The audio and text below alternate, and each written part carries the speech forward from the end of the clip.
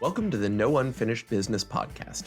There are 1,000 different ways your clients can leave unfinished business, but no single advisor can address every issue. In every episode, we'll answer the important questions to help professional advisors focused on individual clients. Attorneys, CPAs, and financial advisors identify and eliminate those planning blind spots so you can speak competently and confidently to your clients and help them leave no unfinished business. Steve Caton, thanks so much for joining me today on the No Unfinished Business podcast. Thank you.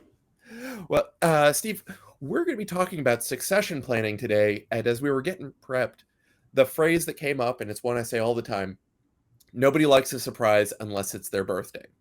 And even then, people like me generally don't like surprises anyway. Of course.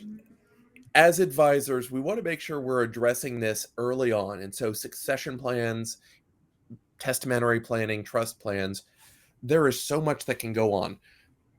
As an advisor, what do you think about where are you even starting when you think about planning like this? Well, John, you've heard of the expression shirt sleeves to shirt sleeves?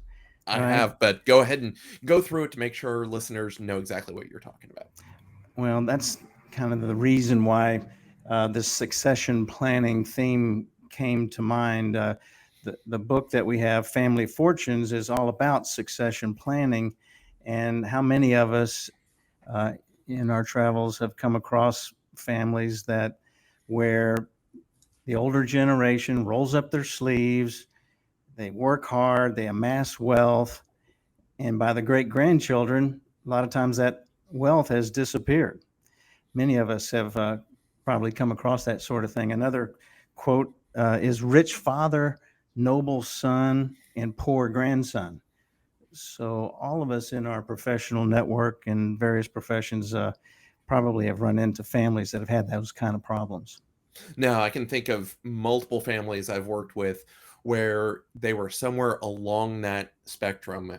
Thinking of one where it was definitely the money was made in business by the grandparents, and by the time we got to the grandkids, they weren't necessarily poor, they weren't necessarily on the verge of running out of money, but you could see that they weren't adding to what they had. It was no longer being used constructively. So even if the money wasn't going to be gone in that generation, it wasn't going to be too long, because you'd kind of lost that critical edge of we need to keep building and not just kind of live off the interest. Exactly. There's a statistic that called the third generation rule, that 70% of the affluent families have lost their wealth by the third generation. And so really family businesses are the cornerstone of economic engine of the country. And to think that all of the successful business owners that we all have a privilege to work with can basically all that wealth disappear over a couple of generations is heartbreaking. So, Stephen, we're talking about these succession plans, and I don't want our listeners to think that this is just a different word for an estate plan. What is a succession plan?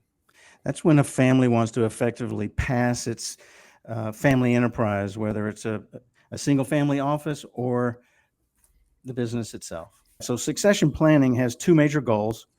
The first is to transfer the family enterprise between generations and to, very importantly, ensure continued success.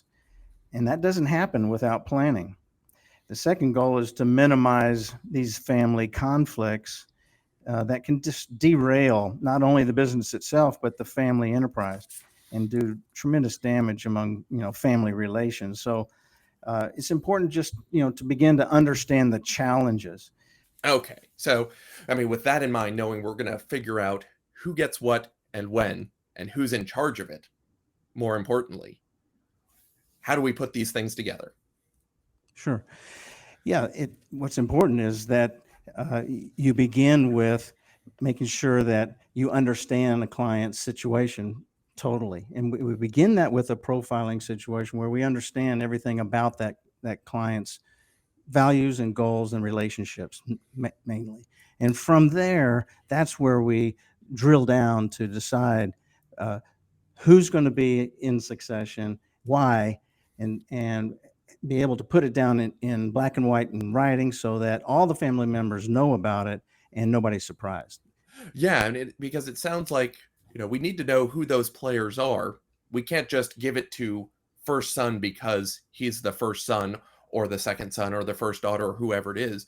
We want to know how it's going to affect everybody in the family and also make sure they know what's coming.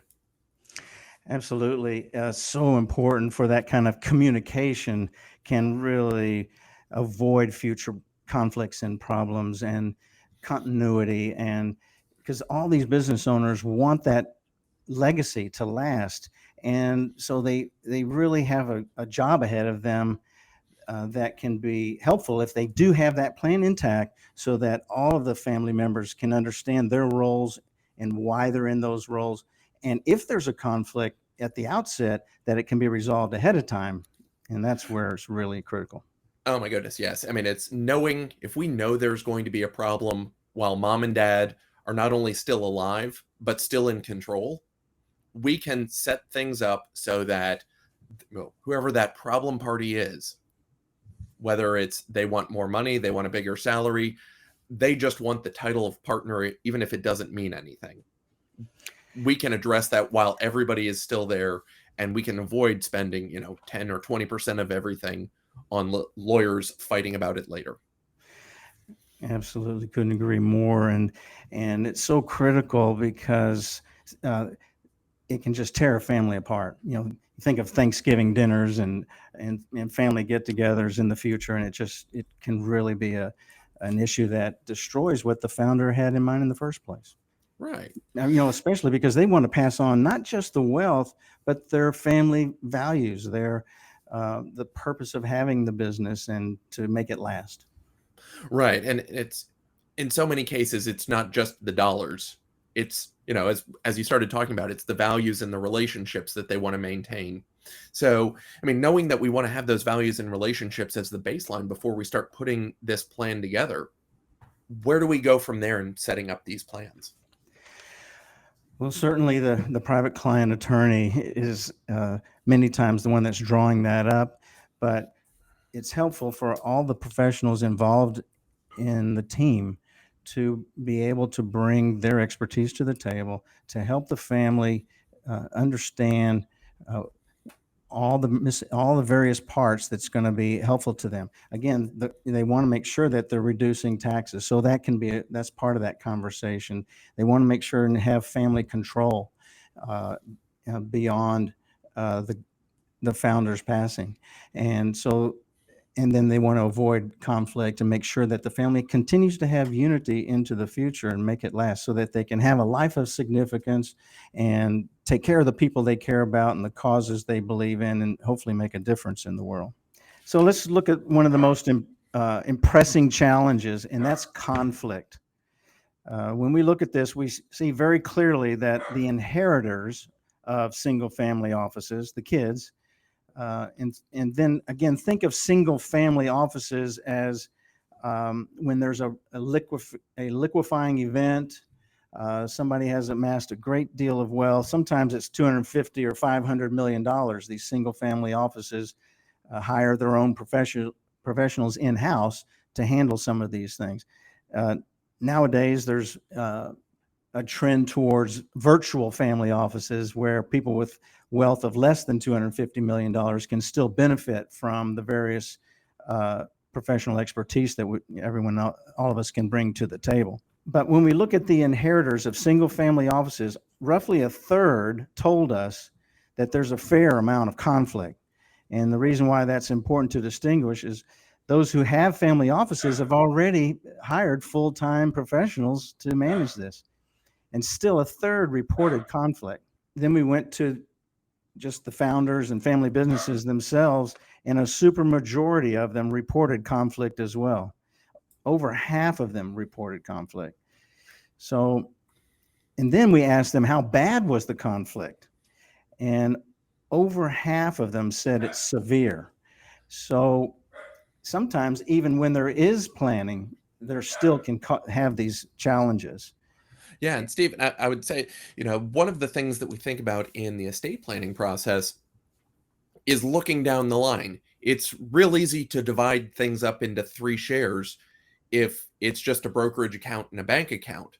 But when this is the family business that may even have your last name on it, a lot of people are going to think, hey, I get to be in charge now. So I'm sure I'm sure mom and dad will put me in charge, but I don't want to upset my brother and sister by acknowledging the truth we all know. Absolutely. And it happens more often than not. And so actually one of the challenges is actually putting a succession plan in place in the first place. So what we find in single family offices, there's usually a succession plan already.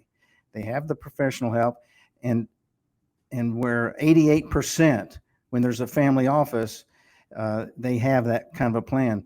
But when we go to the founders and it's just the family business themselves, only a third have put this plan in place. And then, of course, when we go down to the inheritors, now we start seeing lesser and lesser numbers of folks who have done a succession plan. And so what we did find in these surveys is that when you do have a succession plan, the conflict is not an issue. Only about 9.8% of folks have a conflict. And 1 out of 10 said, there was conflict when they had a succession plan. But when they didn't have a succession plan, it was 82% of the time they had a problem. So what we did was we went to the private client attorneys that really are the ones that are a lot of times drawing up these plans in the first place. So the number one thing that we asked them about, they said family control is their number one effort. Also mitigating taxes. Certainly mitigating taxes is an important thing to a business owner. And another part of it is fostering family unity. So there's a lot of opportunity for a structure of a succession plan to include these issues that families face: unity, mitigating taxes, family control. One of the things you wanted to talk about were the best practices. Can you tell me about some of those? Yeah. There's several things that you can do that would be best practices, but we wanted to key on one thing that's really the best, and that's stress testing. And stress testing is where we want to take a look at where people are now, find out where they want to go, what the gaps are, and try to create different scenarios in the future that could derail the plan. Yeah, and when you think about this stress test, when I've thought about tests in the past, it's all right. Well, let's assume dad dies before mom. What happens then? What does the plan look like? Or if mom passes first, well, not only do we know, dad's going to be alone, are they both of an age where we need to think about additional care for dad? And if we need to think about dad having some, caregivers, is it going to make sense for him to live at home? But in the context of the business, what sort of stressful events are we testing? Well, we want to make sure that we're making sure what people are talking about, what works best for them, who else needs to be involved, who's going to step up to the plate when somebody does pass away, and what that next steps are going to be. Mainly, you want to make sure you have a clear process of who's going to take over when the time comes. There's so many things going on politically and socially and economically in the world. It's so very important to make sure that you evaluate the existing or proposed services or products and how you're going to address succession, so that you can build the personal wealth and pass it on to future generations. Excellent. Well, Stephen, we're starting to run low on our time here today. As you start to think about this, as our listeners are thinking about, oh my gosh, we've got clients who need to be going through this succession planning, what's the first good way to break in this conversation with their clients? Well, I think that it's important to ask good questions to bring up the subject. Have you thought about in the future what's going to happen down the road? Have you begun to have a succession plan in place at all yet? And I think you have to start just bluntly and square, right in the front, in the beginning, and just ask them, you know, how would you, what do you envision your family is going to be like when you pass away? And just start to ask those kind of questions that will get them thinking about the necessity of doing this, and bringing up a story or two of other families that you know about that have had these kind of conflicts and problems, and really start to help them think further ahead. Right. It's so easy for our families to think, well, look, everything's going to be just fine from now until, decades from now when I pass. They haven't kind of broken out of that loop of I'm here right now, and here we are trying to have them jump into the future and know, look, at some point you're going to go. How can we put you there so that we can anticipate what's going to go wrong? Exactly. That's the critical factor to successfully having a clearer pathway to helping the family enterprise thrive across multiple generations. And so, with those challenges and the possible solutions through stress testing, uh, that can have that pathway so that those folks can lead a life of significance and take care of those people they care about. Excellent. Stephen, I think that's a great place to end it for right now. We're going to make sure we've got contact information for you in our show notes, as well as a link for the book. Any final thoughts and where folks can find you? Yeah, just our website, Patron Partners. Great. Stephen, thanks so much for joining us. Thank you.